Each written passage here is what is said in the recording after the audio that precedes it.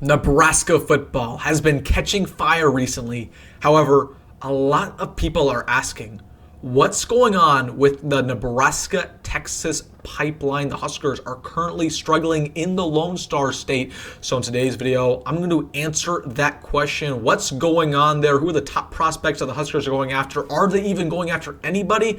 And what the real truth is. So really quick, we have a lot to get into. Massive recruiting update. Hey, if you're just having a good day, because I know I am, hit that like button. Also, if you're a diehard Nebraska fan, you're unsubscribed. What are you waiting for? Hit that subscribe button for recruiting updates just like this, Nebraska practice updates, daily Husker football content, so much more. Join this family. Hit that subscribe button. Thank you so much.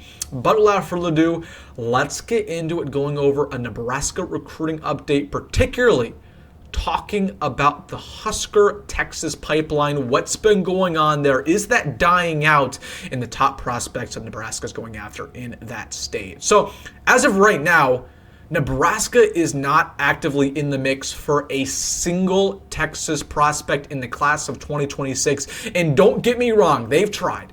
You know, we talk about a guy like Cohen Brown, who visited Nebraska a couple times, 5'11", 175. Nebraska was the odds-on favorite to land him at one point in time. Now, we changed our wide receivers coach into Kel Shorts. We went in a different direction. I don't think Nebraska is actively pursuing Cohen Brown anymore. We have Caden Cobbs, who Nebraska was after for a very long time out of Denton, Texas. They were the odds-on favorite for a long while. He committed to Illinois very recently.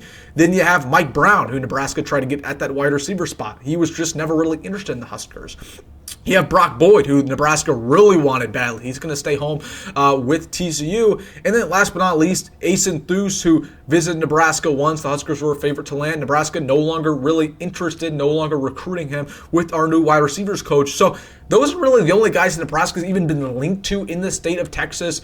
They're not really going after anybody else. I mean, Ethan Feaster was a five-star guy out of that area. Of course, no longer interested in Nebraska. He released his top 12. So what's going on with the Huskers? Have they lost that connection? Because when Matt Rhule got to Nebraska, he said that he was going to build back up that Texas connection. That's something that he had in that Baylor era. That was something that was so important for him, was building all those connections in the state of Texas, bringing in some of those best guys with the Bears. It feels like that's really fell off for Nebraska. Has it really? The answer is no. I do not believe Nebraska's Texas connection has died. However, it's not as strong as it was. That is a fact. And, you know, there's a couple reasons why. You lose a guy like a Garrett McGuire, who really liked the Texas area. Of course, his dad, head coach at Texas Tech. So he had a lot of connection to Texas. You lose a guy like Bob Wager, who was, early on here in 2023 as our tight ends coach, who built a lot of relationships with those Texas recruits in the early Matt Rhule era. Of course, was fired because of a DUI, or I guess he resigned, but that was a while ago. And you could already see some of the implications of him leaving. So a lot of the staffers who had Texas connections early on in the Nebraska era, they're no longer with the Huskers. And we've replaced those guys with coaches who prioritize other states. Okay, you see, if you follow Nebraska recruiting, we're going after Florida heavily, Georgia heavily, California, Missouri. Those are the most notable states for Nebraska nowadays, not Texas. That connection's not really there anymore.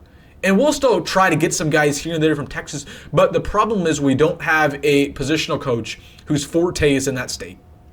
We don't really have a head coach who has as many connections there as he used to in Matt Rhule.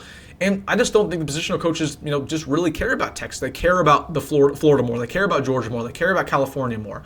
So I know that Texas has been important for Nebraska in the past, in the Big 12 era, even in the 90s. We got some really good players from Texas. That went away a little bit in the 2010s, was building back up with Matt Rhule, and even some Scott Frost teams had some darn good Texas players, but it looks like that is gone in favor of bringing back Florida, bringing back Georgia. You know what? That's okay for me if these Florida guys, if these Georgia guys are just as good. I don't really care where you're from at the end of the day, okay? I just want ball players, man. I want guys who are physical, who can make plays, who care about this program, who have high upside, who are just darn good Husker football players. I don't care where you get them. I just want to have a good recruiting class. And if you take all players from Florida and you have a top 10 class, I couldn't care less. If you take all guys from Idaho and you have a top 10 class, I do not care. I just want game changers. So I know a lot of people have been asking about that. Like, is that Texas connection done? I think it's not as good as it used to be, which will hurt us in future classes. Like, you'd like to have a good connection in Florida and in Texas. But while one pipeline's getting worse, a couple pipelines are getting better, like the Missouri pipeline, Florida, Georgia, California, East Coast. So I know that it might suck that the Texas connection is dying out a little bit, and it absolutely is. We're okay. Nebraska recruiting is just going to be fine, and I feel confident that we're going to land some really darn good players from those southern states, just not named Texas. All right, guys, wanted to give you guys that recruiting update, what's been going on there. Let me know your thoughts down below about no longer really having as strong of a Texas connection as we thought we were going to have with Matt Rhule.